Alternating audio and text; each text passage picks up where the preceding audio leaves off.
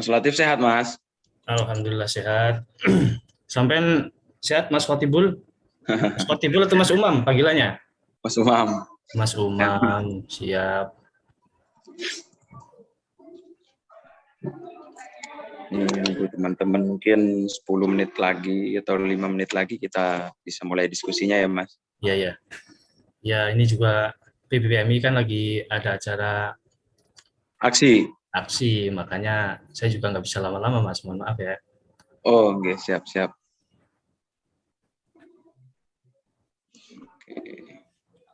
Mas Khotibul di mana ini sekarang posisi? Lagi di kampus ini, Mas. Di Lagi di kampus, di ini, oh, gedung BEM. di ruangan BEM. Kapan BEM rencana aksi Mas? Inilah lagi habis agenda ini kita langsung follow up. Jadi konsolidasi nanti. Iya, betul.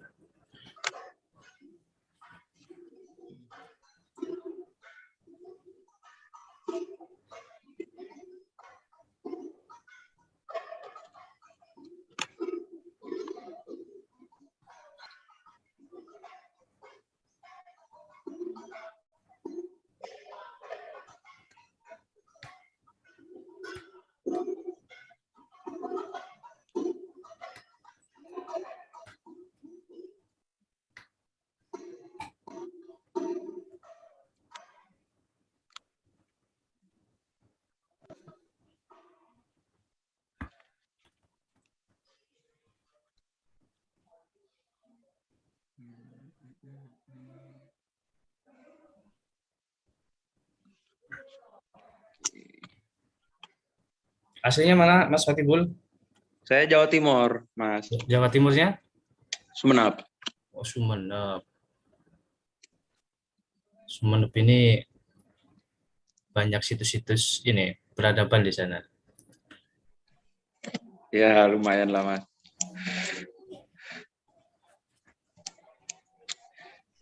Mas Latif aslinya Wonosobo berarti ini. Saya Wonosobo Mas, Dieng saya aslinya. Yang Dieng. Dieng apa yang Ya, Banjarnegara? yang Wonosobo.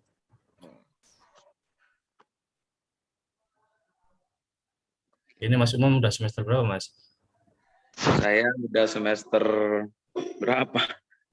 9. Kapan semester ini udah semester 9? Offset ini setahun udah. 1 semester. Gak apa-apa lah. Namanya juga aktivis ya Mas ya. Aduh.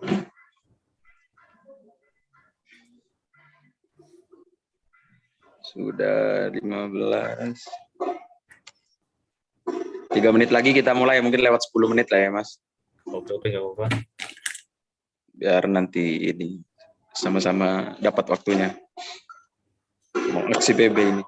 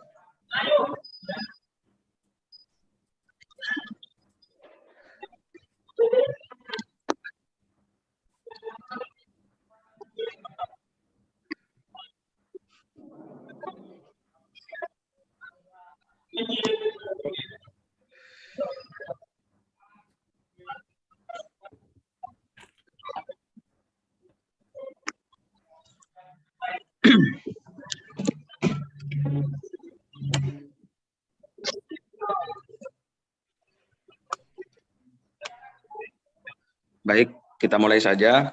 Sebelumnya, Assalamualaikum warahmatullahi wabarakatuh. Waalaikumsalam warahmatullahi wabarakatuh. Terima kasih sebelumnya. Bismillahirrahmanirrahim. Wassalatu wassalamu ala asrofil anbiya'i wal mursalin Sayyidina Muhammad wa ala alihi washabihi ajma'in amma ba'du. Yang kami hormati Mas Ahmad Latif Haryanto sebagai pembicara pada diskusi kita hari ini terkait tentang isu nasional yang sedang berkembang, yaitu naiknya BBM yang sering yang hari ini banyak menuai kontroversial, kira-kira begitu. Selamat datang juga semuanya para peserta webinar yang diselenggarakan oleh DEMA Universitas UIN Sunan Kalijaga, yang dalam hal ini merespon secara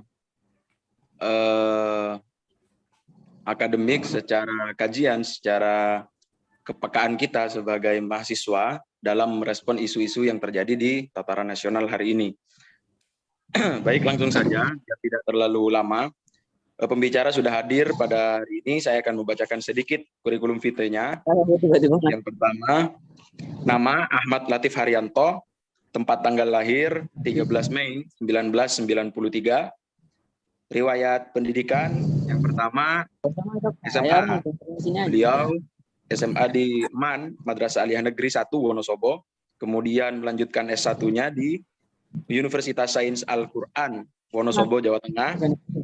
Dan riwayat organisasi beliau yang pertama, beliau aktif menjadi Ketua Cabang Pergerakan Mahasiswa Islam Indonesia daerah Wonosobo pada periode 2016 sampai 2017. Kemudian melanjutkan proses di anggota bidang ekonomi pengurus besar PMII periode 2017 sampai 2021. Kemudian yang terakhir, hari ini aktif Mas Ahmad Latif Haryanto ini menjadi Ketua Pengurus Besar Pergerakan Mahasiswa Islam Indonesia bidang advokasi kebijakan publik periode 2021 sampai 2023. Demikian kurikulum vitae dari pembicara kita pada siang hari ini, yang akan nantinya kita bisa gali, kita bisa diskusikan secara terbuka, baik di kalangan mahasiswa, masyarakat luas, yang kemudian melek terhadap isu yang berkembang hari ini. Baik, langsung saja kepada Mas Latif Haryanto, waktu dan tempat dipersilakan. Webinar ini kita angkat dengan tema harga BBM naik, kemudian apa peran mahasiswa dalam mengawal kebijakan negara. Mungkin Mas Latif dapat menyampaikan beberapa pandangannya terkait kenaikan BBM hari ini dan urgensi peran mahasiswa di dalam mengawal setiap kebijakan-kebijakan yang dikeluarkan. Monggo Mas Latif, waktu dan tempat saya persilakan. Assalamualaikum warahmatullahi wabarakatuh. Waalaikumsalam warahmatullahi wabarakatuh. Alhamdulillah, wassalatu wassalamu ala sayyidina wa maulana Muhammad Rasulillah wa ala alihi wa sahabatihi wa man tabi'a sunnatahu wa jama'atahu yaumin hadza ila yaumin hadza.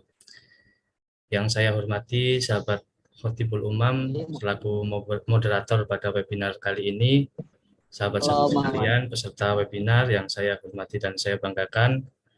Pertama-tama kita panjatkan puja dan puji syukur atas kehadirat Allah Subhanahu wa taala sehingga kita bisa bermuajah, bisa bersilaturahmi di forum yang insya Allah ini.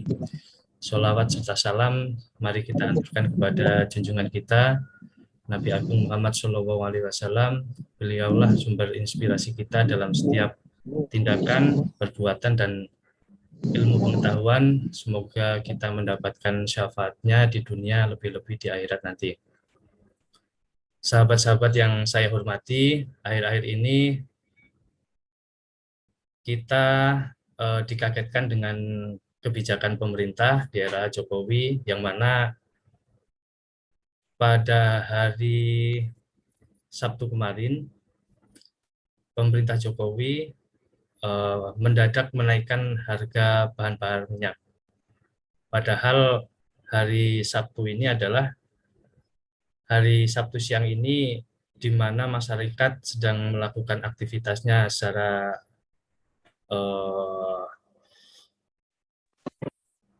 aktivitas kebiasaan masyarakat dan tanpa ada pemberitahuan dari pemerintah. Hal yang sederhana adalah ketika supir angkutan umum atau bis, transportasi umum sedang menjalankan pekerjaannya mengangkut masyarakat pada jam 12 siang dan kenaikan harga BBM sekitar jam setengah 2 siang, maka jam 3 sudah ada pola perubahan tarif bagi masyarakat secara umum.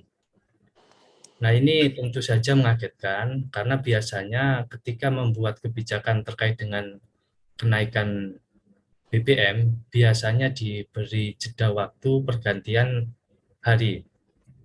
Misalkan malam ketika masyarakat sudah mulai selesai beraktivitas, pengumuman sehingga pagi hari ada adaptasi harga transportasi dan lain sebagainya.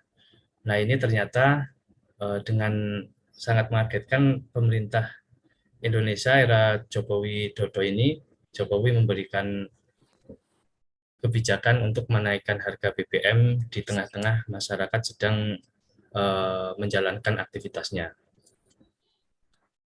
Yang kedua adalah kita tahu bahwa selama ini bahan bakar minyak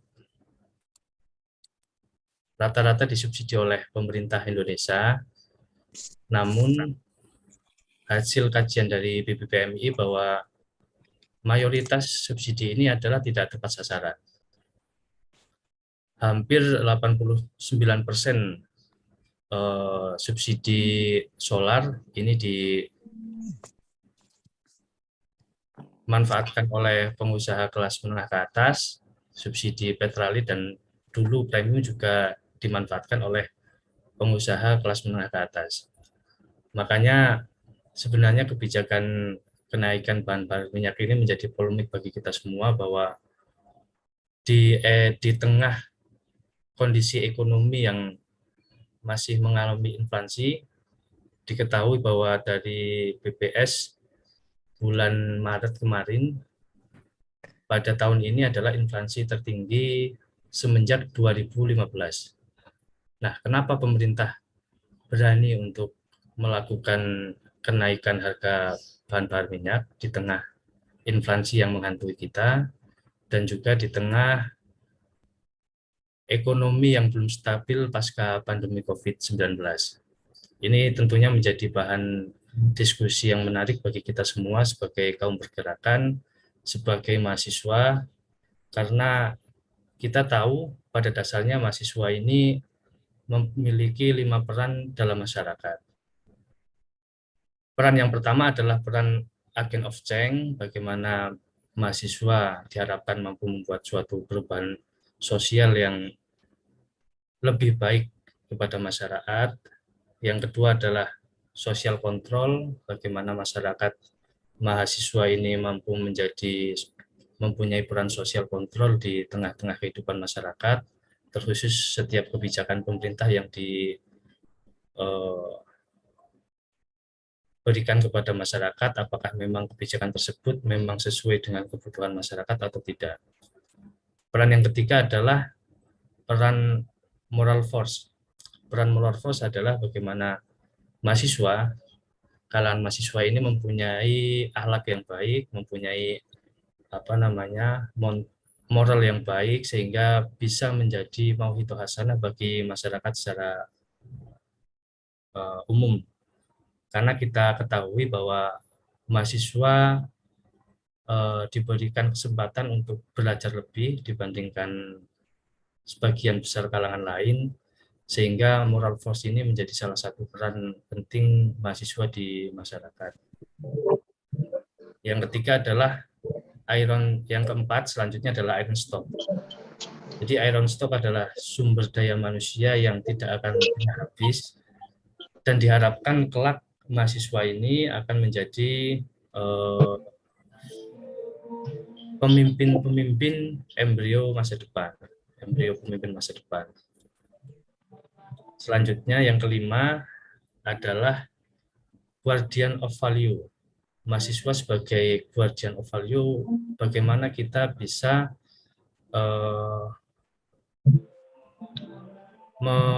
mempertahankan nilai-nilai luhur yang ada di Indonesia, karena kita tahu sendiri nilai-nilai luhur ini sangat banyak, dan dengan adanya globalisasi banyak nilai-nilai yang dari luar negeri, dari luar negara kita masuk ke Indonesia, sehingga kita menjadi salah satu bagian untuk mempertahankan nilai-nilai luhur yang ada di Indonesia. Nah, itu adalah 5 fungsi peran mahasiswa dalam masyarakat. Sedangkan peran mahasiswa dalam kehidupan bermasyarakat memiliki 3 hal. Yang pertama adalah menyampaikan aspirasi rakyat, atau ini sebagai yang sering kita dengungkan bahwa kita sebagai penyambung lidah rakyat, bagaimana aspirasi masyarakat ini kita sampaikan, kita salurkan kepada pemerintah. Adapun penyalurannya ini banyak hal, bisa dengan audiensi, bisa dengan lobby-lobby, atau yang sedang akan kita lakukan untuk PBBMI sendiri adalah aksi dan demonstrasi di depan gedung Presiden. Kenapa menyampaikan aspirasi rakyat ini penting? Karena ini menjadi salah satu peran kita sebagai kontrol sosial. Apabila memang masyarakat ini merasa dirugikan dengan adanya kebijakan pemerintah, maka kita sebagai mahasiswa wajib hukumnya untuk memberikan menyampaikan aspirasi rakyat kepada pemerintah. Karena pada dasarnya kadang masyarakat ini mempunyai aspirasi dan tidak sepakat dengan kebijakan pemerintah, namun mereka enggan untuk mengutarakannya. Maka kewajiban kita harus memahami psikologi masyarakat dan harus memahami kebijakan pemerintah apakah sudah sesuai dengan kebutuhan masyarakat atau belum. Yang kedua adalah mahasiswa kita sebagai aktivis bisa menjadi kontrol politik. Karena kita tahu sendiri bahwa setiap kebijakan yang ada di Indonesia itu tidak terlepas dari adanya kebijakan politik. Maka penting kita untuk memahami konsekuensi dan dinamika politik di negara kita, sehingga harapannya kita mampu menjadi kontrol politik bagi negara kesatuan Republik Indonesia. Yang ketiga adalah berkaitan dengan memberikan pemahaman kebijakan pemerintah kepada masyarakat. Karena banyak kebijakan pemerintah yang tidak bisa dipahami oleh masyarakat, sehingga kita sebagai mahasiswa, sebagai kaum terpelajar di tingkatan universitas, berkewajiban untuk mampu memberikan pemahaman kebijakan pemerintah kepada masyarakat. Apakah itu kebijakan yang memang sesuai dengan kebutuhan masyarakat ataupun tidak. Jadi mahasiswa ini seperti mata koin, 2 sisi mata koin. Satu sisi kita harus menyampaikan aspirasi rakyat kepada pemerintah, satu sisi kebijakan pemerintah yang tidak mampu dipahami oleh masyarakat, kita wajib untuk menyampaikan itu.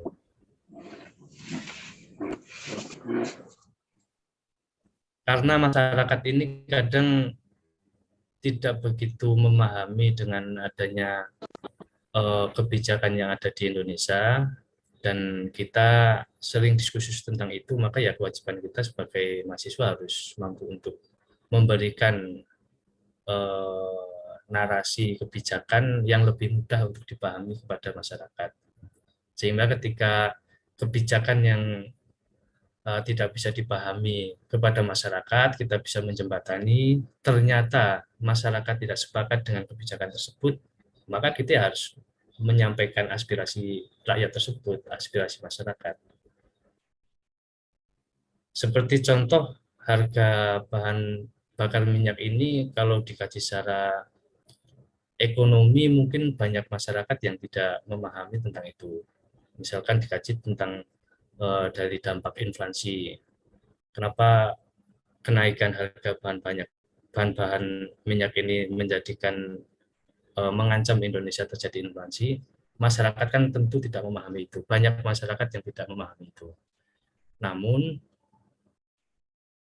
adanya dampak yang serius dan dampak yang secara langsung dirasakan oleh masyarakat bahwa dengan adanya kenaikan bahan-bahan minyak ini pasti akan mempengaruhi kenaikan bahan pokok lainnya. Contoh misal harga sayur sampai pasar, harga sayur sampai di level masyarakat itu pasti mengalami kenaikan karena dari segi transportasi juga mengalami kenaikan. Sehingga peran mahasiswa dalam kehidupan bermasyarakat ini ya harus kita berikan terus. Yang pertama adalah menyampaikan aspirasi masyarakat, yang kedua kontrol politik, yang ketiga adalah kita mampu menerjemahkan kebijakan masyarakat, kebijakan pemerintah kepada masyarakat. Sehingga kita benar-benar bisa menjadi intelektual yang organik, intelektual yang memang bisa bergaul dengan masyarakat dan mampu untuk memahamkan masyarakat, memberikan pemahaman kepada masyarakat terkait dengan kebijakan yang diberikan oleh pemerintah. Namun di lain sisi, di era pemerintahan Jokowi ini terjadi banyak pembungkaman kritik dan memburuknya kebebasan berpendapat. Jadi satu sisi kita mempunyai tugas sebagai agen of change, agen social of change, kita mempunyai tugas sebagai kontrol sosial, kita mempunyai tugas sebagai penyambung aspirasi rakyat, tapi satu sisi pembungkaman kritik dan kebebasan berpendapat di Indonesia ini semakin menurun. Nah, ini yang jarang diadakan menjadi perhatian khusus, jarang menjadi perhatian khusus bagi kita kaum akademisi. Pola ini kita banyak membaca berita-berita berkaitan dengan kebebasan pers yang sudah mulai dibungkam, terus kritik-kritik masyarakat ini mulai diarahkan ke ranah hukum, sehingga masyarakat seakan-akan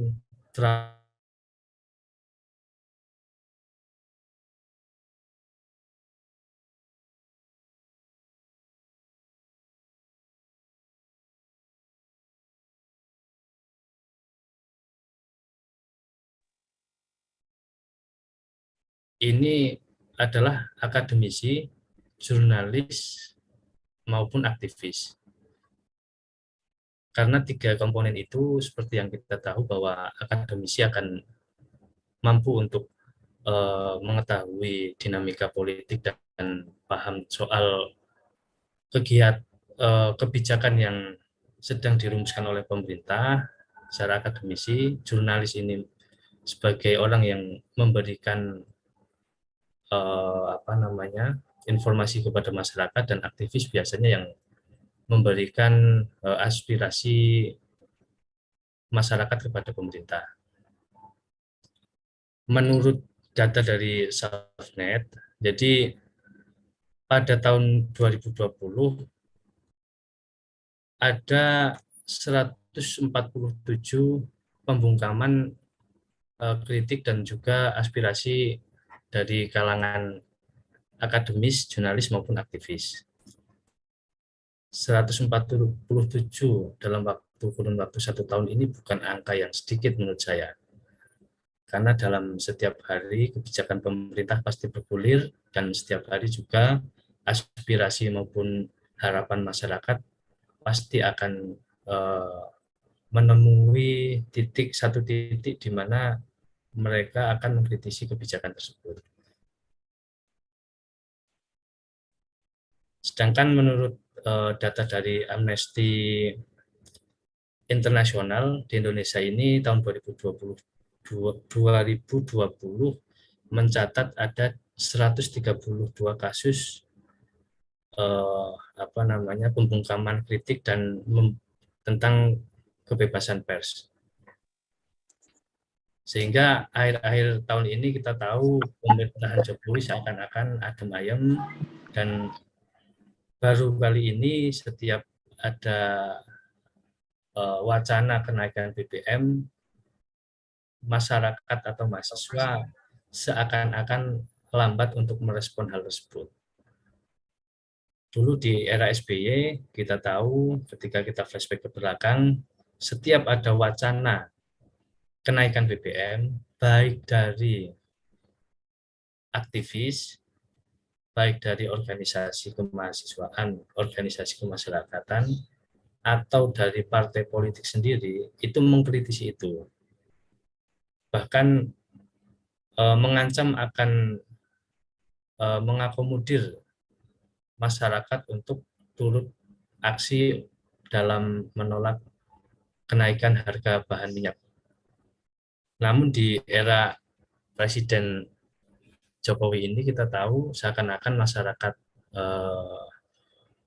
tidak berani, entah itu tidak berani memberikan aspirasi mereka karena memang catatan-catatan tentang pembungkaman kritik dan memburuknya kebebasan berpendapat ini meningkat, atau memang masyarakat diberikan semacam pengalihan isu. Kita tahu kemarin waktu rame terkait dengan wacana kenaikan bahan bakar minyak, pemerintah Jokowi langsung memberikan bantuan kepada pekerja yang gajinya itu di bawah 3,5 juta. Harapannya itu bisa menekan inflasi. Tapi apakah itu bisa disalurkan kepada masyarakat secara umum? Karena kita tahu rata-rata di daerah ini penghasilannya di bawah 2 juta. Dan banyak yang tidak mendata penghasilan mereka. Misalkan contoh sederhana petani atau buruh kasar. Mereka pasti tidak mendata soal gaji mereka. Mereka juga pasti tidak mempunyai semacam kartu, kalau di perusahaan punya kartu prakerja dan lain sebagainya.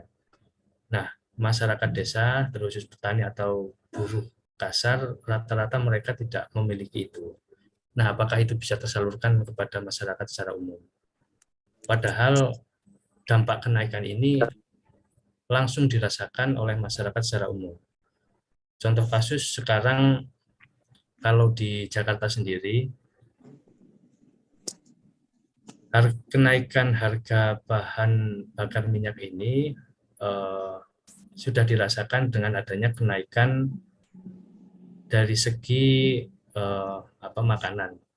Ketika kita membeli makanan di warung-warung, kita membeli bahan makanan di pasar-pasar sudah mengalami kenaikan yang signifikan. Yang kedua terkait dengan transportasi. Ini sudah mengalami kenaikan secara signifikan di level di Jakarta sendiri. Yang ketiga, karena perusahaan juga tidak mau untuk menambah beban produksi mereka, maka akan tidak mungkin ketika banyaknya kenaikan harga bahan minyak ini untuk memutus karyawan mereka, PHK.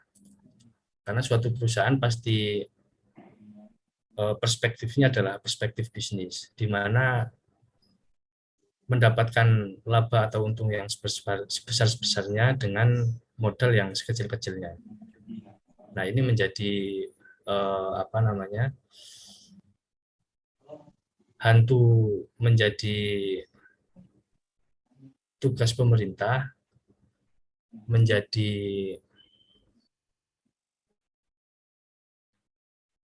harapan masyarakat agar pemerintah mencabut kenaikan bahan bakar minyak. Kalau bulan lalu atau bulan sebelumnya, Menteri Sri Mulyani selalu mengatakan kenaikan bahan minyak ini terkait dengan adanya kenaikan harga bahan bakar minyak dunia.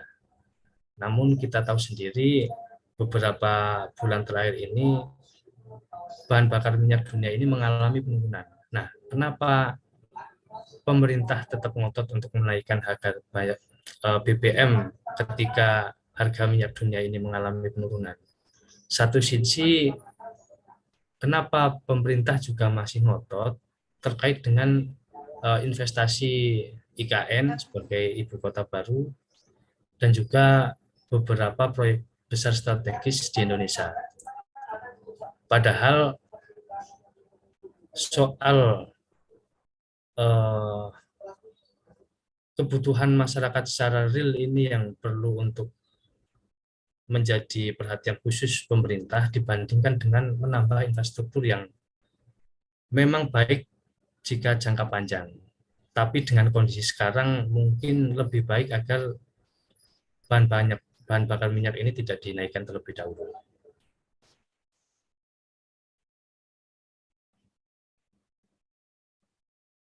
Jadi kenaikan bahan bakar minyak ini selain soal inflasi, juga banyak sisi yang harus kita cermati, seperti potensi PHK masyarakat secara umum, para pekerja, potensi kenaikan bahan-bahan pokok, dan potensi UMKM ini gulung tikar di tengah kondisi ekonomi UMKM yang sedang mulai bangkit pasca pandemi, dihantam dengan bahan bakar minyak yang meroket cukup signifikan, sehingga ini akan mempengaruhi permintaan pasar juga.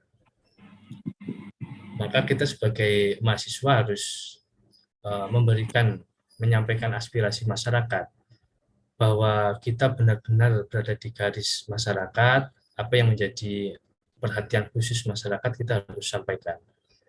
Karena ini bukan lagi soal bagaimana kita audiensi dengan pemerintah, karena beberapa tahapan yang harus kita lakukan sebelum kita masuk pada ranah aksi atau demonstrasi, dan itu sudah tidak memungkinkan untuk dilakukan.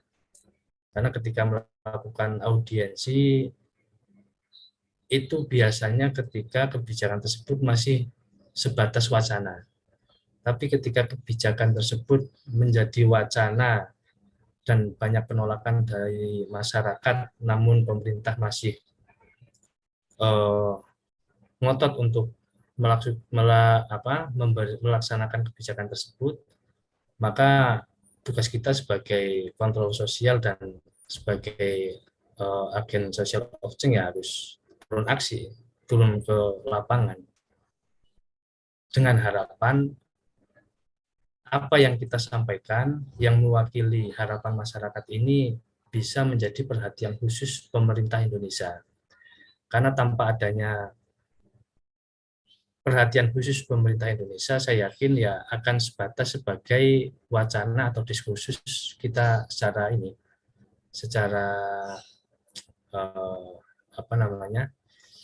kebiasaan kita.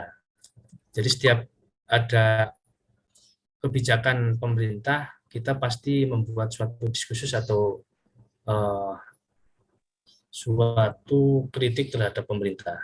Namun tanpa adanya aksi sosial yang serius, tanpa adanya aksi sosial yang nyata, maka ya pemerintah juga akan menganggap kita ini sebagai ya bagian dari penggembira saja. Maka saya berharap dengan adanya kenaikan BBM ini, mahasiswa secara umum dan kaum aktivis bisa bersama-sama memberikan aspirasi masyarakat terhadap pemerintah dengan cara apapun. Baik itu dengan acara diskursus publik, baik itu dengan kajian-kajian, karena kita sebagai kaum intelektual, atau kita turun aksi demonstrasi untuk penolakan kenaikan bahan bakar minyak. Mungkin sementara seperti itu, Mas Khotibul Umam, kita bisa lanjutkan diskusi dengan 3 penanya. Mohon maaf karena memang saya juga disuruh untuk ikut acara aksi di depan Istana Negara, maka kita batasi waktunya sampai jam 2, Mas Umam. Siap. Oke, Mas Latif, mungkin itu ya yang sudah dijelaskan oleh Mas Latif tadi, mulai dari kronologi naiknya BBM, kemudian beberapa peranan kita sebagai mahasiswa secara umum, baik di kalangan masyarakat ataupun bahkan sebagai antitesa dari kebijakan-kebijakan yang tidak memihak kepada rakyat. Kemudian ada beberapa disebutkan tadi, seperti halnya atmosfer kebebasan berekspresi kita hari ini nampaknya selalu dibatas-batasi, kemudian sampai-sampai ada wacana dibawa ke ranah pidana atau ranah hukum. Kemudian contoh-contoh yang tadi yang sudah disampaikan oleh pembicara kita, Mas Latif, bahwa impact dari kenaikan harga BBM ini tidak hanya kemudian berimbas kepada kantong yang dikeluarkan masyarakat harus lebih dan di dalam mengeluarkan uang untuk membeli bahan bakar minyak, tetapi kemudian ini juga berimpact kepada bahan-bahan pokok lainnya. Yang kemudian pada muaranya kita sebagai mahasiswa ya sudah selayaknya peka atau melihat kepada realitas ini yang kemudian mampu merespon kebijakan-kebijakan ini, wacana yang dilempar atau bahkan isu yang sudah beredar hari ini dengan berbagai macam ekspresi, di antaranya seperti halnya yang disebutkan tadi, entah itu demonstrasi atau diskusi-diskusi kebijakan-kebijakan yang sebenarnya ini menuai kontra atau tidak berpihak kepada masyarakat. Mungkin itu. Selanjutnya, agar tidak terlalu lama, teman-teman silahkan yang ingin mengajukan beberapa pertanyaan terkait isu ini, entah mulai dari tingkat pemahaman apa alasannya yang sudah disampaikan, apakah kemudian kurang jelas, kemudian ada contoh-contoh korban dari efek naiknya harga BBM ini. Mungkin 3 penanya, yang pertama mungkin segera ditulis di kolom obrolan, ada yang mahasiswa atau masyarakat lain yang ikut di forum ini, ingin bertanya, saya buka 3 penanya sesuai dengan yang diminta pembicara. Monggo, teman-teman semua.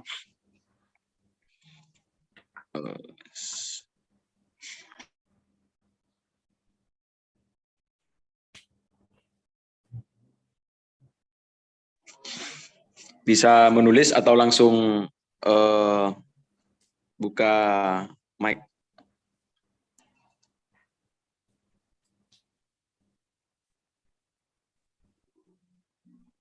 Oke, ini sudah ada Pak Presiden kita, Presma UIN Sunan Kalijaga.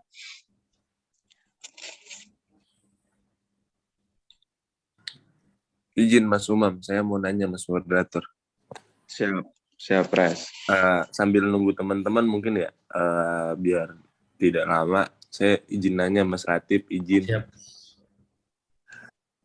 Terkait ini sih ya, desas-desus dari awal soal isu wacana kenaikan BBM, ini kan sudah seakan-akan pertama kemarin kita di-prank dengan yang isunya katanya naik di tanggal 1, tiba-tiba enggak jadi, justru malah adanya turun BBM yang non-subsidi.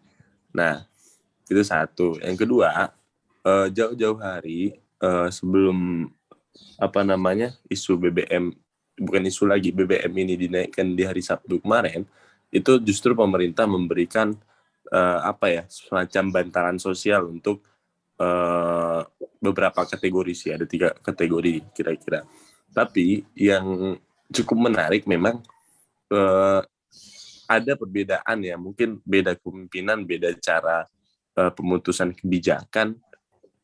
Dulu di zaman SBY atau sebelumnya, beberapa hari atau ada jeda timing lah, kira-kira ketika BBM itu mau dinaikkan, itu ada jeda timingnya. Artinya masyarakat punya space waktu nih kira-kira untuk mempersiapkan ketika BBM itu naik, masyarakat punya waktu untuk siap-siap lah kira-kira. Tapi menariknya hari ini, kemarin di hari Sabtu ketika BBM dinaikkan, apalagi kalau teman-teman mungkin yang kesiangan jam 2:30 ya, ketika tiba-tiba ada pengumuman BBM dinaikkan, kemudian penerapannya 1,5 jam atau 1 jam setelahnya, ini kan semacam hal yang unik, tapi uniknya itu bercanda, impactnya gede banget gitu. Gede banget impactnya. Bayangkan orang satu Indonesia digegerkan dengan beberapa space waktu untuk perubahan atau impact domino dari kebijakan yang dikeluarkan oleh pihak-pihak terkait. Sampai jujur teman saya kemarin ngomong gini, ini Menteri SDM sekali keluar kok bikin masalah gitu. Sekali keluar ke publik bikin masalah. Nah, artinya apakah ini memang tidak ada proses komunikasi yang mendalam dulu? Nah, justru yang saya lihat, Mas, yang paling menarik juga, saya mempertanyakan fungsi DPR RI di sini, atau fungsi wakil rakyat. Di mana gitu loh. Saya dari kemarin saya akan mempertanyakan itu. Kok ketika ada isu desas-desus, isu BBM, kok DPR kini gitu loh. DPR ini di mana? Kok nggak ada? Apakah memang ini nggak akan berpengaruh kepada nasib-nasib rakyat Indonesia yang diwakili mereka? Atau jangan-jangan nih, tapi kan jangan-jangan ini yang berbahaya gitu, Mas. Mungkin itu. Terima kasih.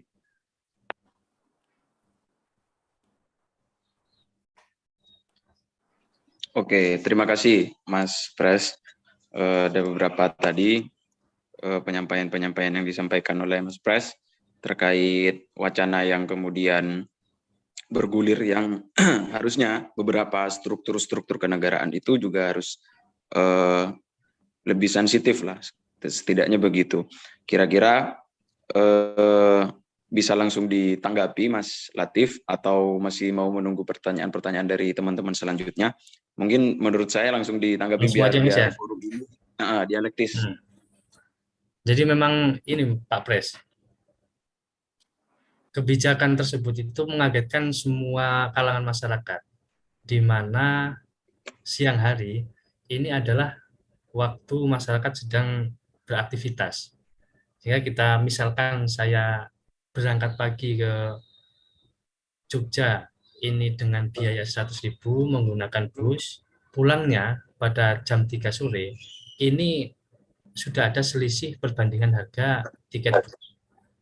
Dan ini yang tidak bisa diantisipasi oleh semua kalangan, baik itu kalangan pembisnis, tingkatan kecil sampai atas, ataupun masyarakat secara luas. Sehingga ini saya juga heran dengan adanya kebijakan tersebut. Karena rata-rata setiap ada kebijakan terkait kenaikan BBM ini ada jeda waktu, spare waktu. Misalkan dari Menteri Perekonomian, dari Menteri Investasi, BUMN, dan lain sebagainya, pasti akan mengukur. Menteri Perhubungan hal yang sederhana. Dengan kenaikan BBM ini, maka harga tiket bus atau harga angkutan umum itu dibatasi sampai berapa. Ini kan nggak ada kebijakan itu. Jadi seakan-akan kebijakannya ini ya sembarangan, yang penting kebijakan bisa terrealisasi tanpa memperlihatkan atau mengantisipasi dampak dari kebijakan tersebut. Jadi sah-sah aja ketika misalkan Kenet dari harga 1.000 dinaikkan menjadi 1.500. Ini kan sah-sah aja karena tidak ada patokan umum dari menteri terkait untuk harga angkutan umum. Karena setahu saya selama ini ada harga edaran, baik itu edaran bahan pokok ataupun harga edaran angkutan umum. Tanpa diimbangi spare waktu ini pasti akan menimbulkan polemik yang sangat luar biasa di masyarakat. Semua kalangan pasti mengalami dampaknya.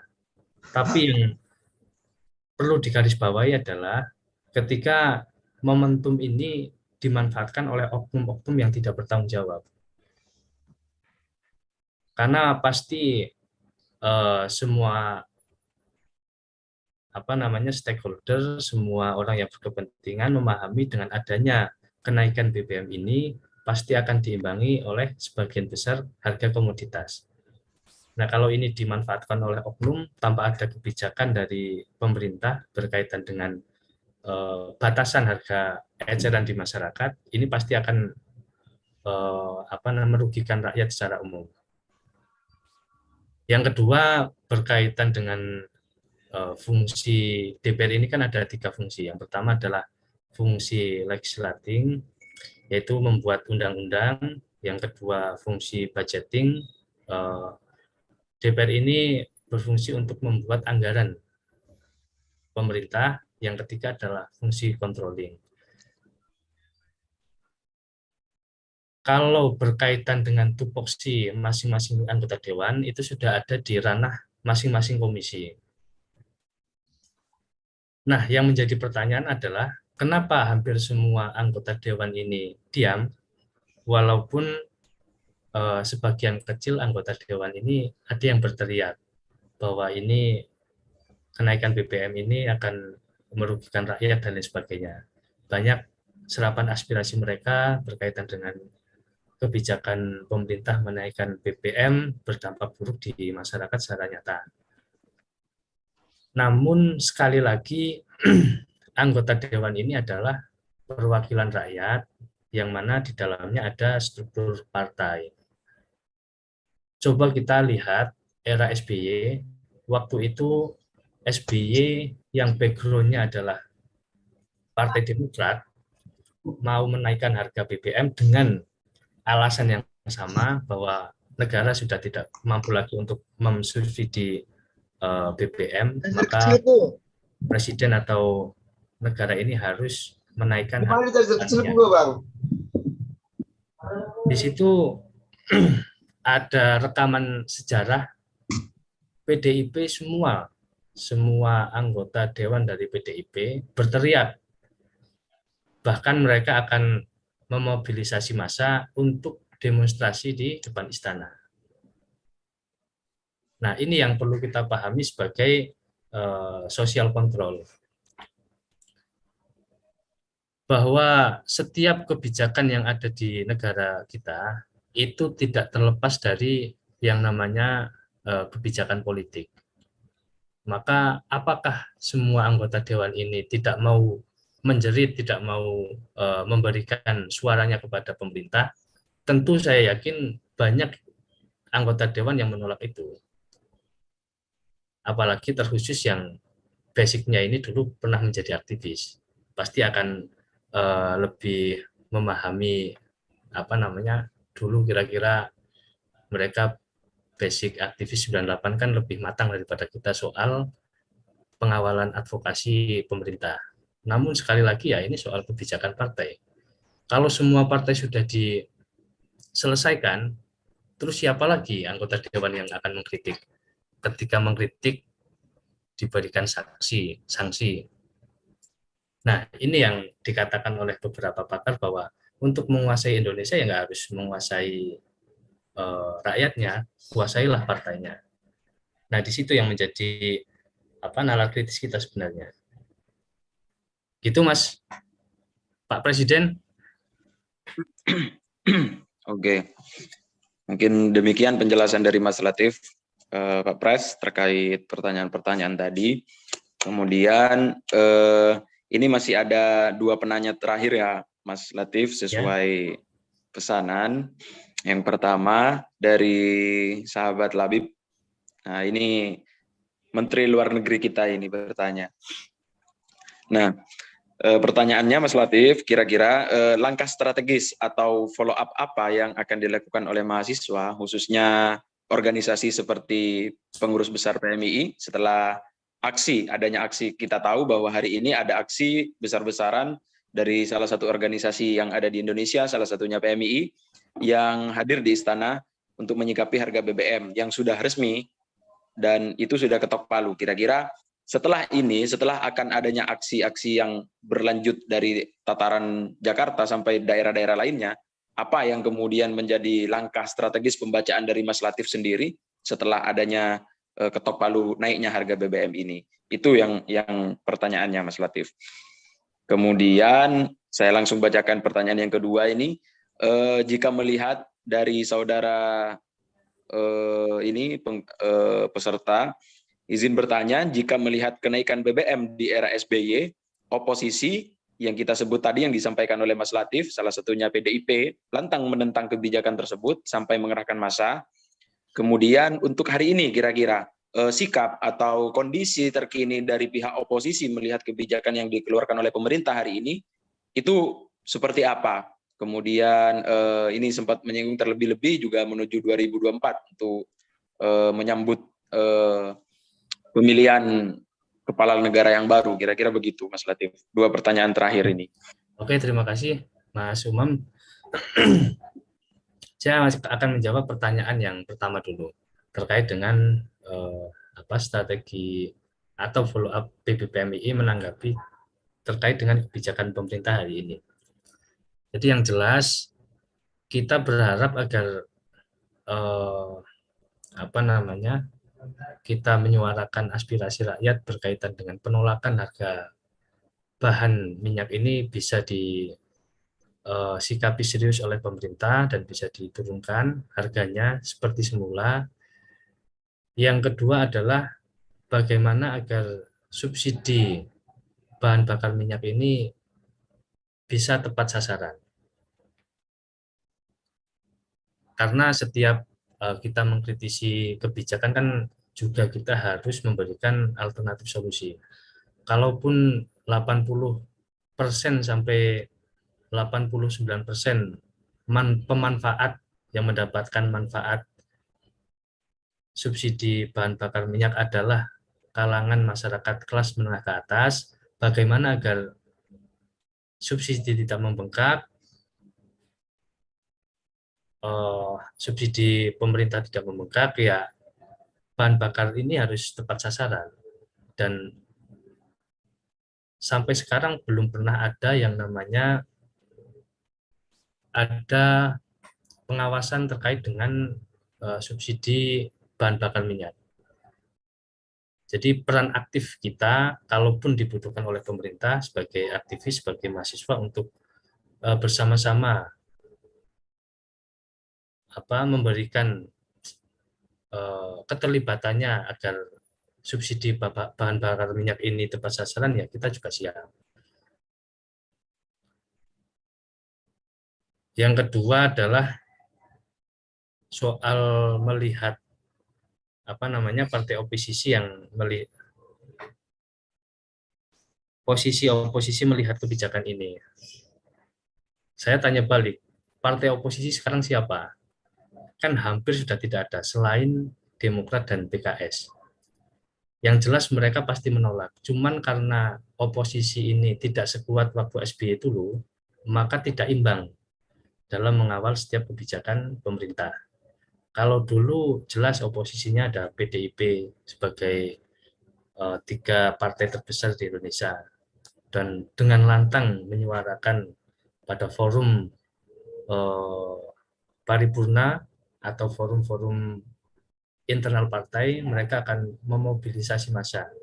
Nah, sekarang untuk partai yang sudah lolos di parliamentary threshold hanya 2 yang oposisi, Demokrat dan PKS. Apakah mereka berbicara lantang di depan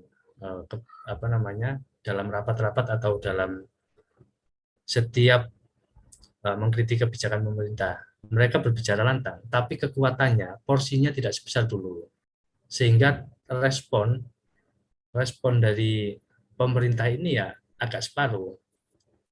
Karena setiap pengambilan keputusan, seperti kita di rapat internal, entah di organisasi intrakampus atau ekstrakampus, pasti ada yang namanya quorum. Nah, kalau quorum ini sudah diselesaikan, mereka mau berbicara lantang juga mau buat apa? Kalau misalkan masyarakat diam saja, kalau misalkan aktivis mahasiswa diam saja, maka ini peran penting kita sebagai mahasiswa, peran penting kita sebagai aktivis untuk menyuarakan aspirasi masyarakat. Begitu, Pak Umam. Siap, Mas Latif.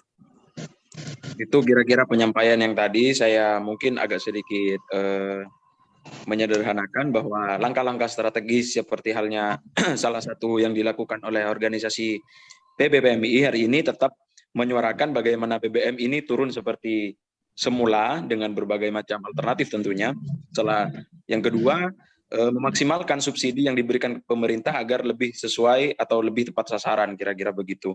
Dan merujuk kepada pertanyaan yang terakhir tadi, bahwa ternyata di partai-partai kita, partai-partai yang ada di Indonesia, salah satunya Demokrat dan PKS yang hanya kemudian memilih jalur oposisi yang itu pada dasarnya sempat menyuarakan, artinya dia tetap konsisten untuk mengawal kebijakan-kebijakan ini, namun yang seperti disampaikan tadi bahwa ya ketika dua suara partai ini bersuara, artinya tidak mungkin kemudian mematahkan hasil-hasil konsensus yang dibangun oleh partai-partai lainnya yang itu pro dengan kebijakan-kebijakan yang dibuat oleh pemerintah hari ini. Mungkin begitu kira-kira. Artinya banyak sebenarnya alternatif-alternatif yang disampaikan, salah satunya yang beredar sekarang bagaimana tetap mencoba mensubsidi ini tetap dikawal agar sesuai dengan sasarannya, entah itu dengan juknis dan juklak yang nantinya bisa diturunkan bagi institusi terkait, contoh misalnya di Pertamina, atau bahkan sempat jika kita melihat bahwa salah satu upaya untuk kemudian membuat subsidi dari pemerintah ini tepat sasaran, salah satunya kita bisa mendengar kemarin itu ada usulan dari beberapa tokoh, salah satunya agar meminta MUI mengeluarkan fatwa terkait siapa yang harusnya wajib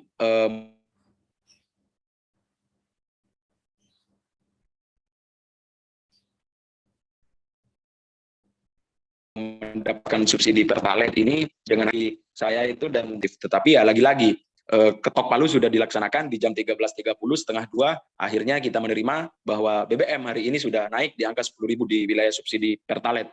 Kemudian hal-hal yang demikian menjadi efek dari gerakan-gerakan yang dilakukan dari daerah-daerah, dan hari ini kita bisa lihat isu-isu yang tetap beredar, penolakan-penolakan yang tetap berkelanjutan ini tetap selalu disuarakan. Kira-kira begitu. Ada tambahan lagi kira-kira dari peserta ini sebelum ditutup, Mas pembicara hari ini belum bisa mendampingi kita agak lama. Kira-kira bisa dicukupkan kira-kira Mas Latif, atau mau ada penambahan lagi terkait materi-materi yang disampaikan ini? Mungkin dicukupkan dulu, Mas. Nanti kita lanjut lain waktu. Oke, siap. Terima kasih Mas Latif. Mungkin itu saja ya teman-teman semuanya yang bisa kita lakukan hari ini. Artinya terus bersama-sama kita bersatu padu bagaimana kita mengawal kebijakan-kebijakan ini, entah dari mulai ekspresi-ekspresi kita untuk merespon hal itu dengan cara melakukan diskusi-diskusi seperti ini, kemudian atau mengkonsolidasikan ide-ide besar kita, alternatif-alternatif kita untuk mengingatkan kebijakan-kebijakan yang salah dari pemerintah. Kenapa? Itu yang mungkin bisa saya sampaikan. Terima kasih Mas Latif sudah meluangkan waktunya kepada kami, beberapa mahasiswa UIN Sunan Kalijaga dan beberapa yang lain. Kita selalu konsisten untuk selalu mengadakan forum-forum untuk merespon isu-isu yang beredar baik di tataran lokal maupun nasional. Kira-kira begitu. Sampai jumpa di pertemuan selanjutnya. Terima kasih sekali lagi bagi Mas Latif sebagai pengurus besar Mahasiswa Islam Indonesia, bidang advokasi dan kebijakan publik. Sampai jumpa dan sampai bertemu kembali. Kurang dan lebihnya saya mohon maaf. Akhirul kalam, wallahul muwafiq ila aqwamit thoriq. Wassalamualaikum warahmatullahi wabarakatuh. Waalaikumsalam warahmatullahi wabarakatuh. Terima kasih Mas Khotibul Umam dan pengurus BEM UIN Sunan Kalijogo sudah memberikan kesempatan buat saya untuk diskusi bareng. Saya mohon izin pamit dulu. Terima kasih karena juga, Mas. Sekarang lagi ada demonstrasi. Siap, Mas. Terima kasih Mas. Dan jangan lupa bahwa apapun partai oposisi mengkritik negara, ini sudah tidak diperhitungkan oleh pemerintah. Karena cenderung sedikit partai oposisi. Maka kita sebagai aktivis, kita sebagai mahasiswa mempunyai kewajiban khusus untuk terus merespon kebijakan pemerintah dan terus menyuarakan aspirasi rakyat. Terima kasih, cukup sekian dari saya ya. Siap, Mas. Siap.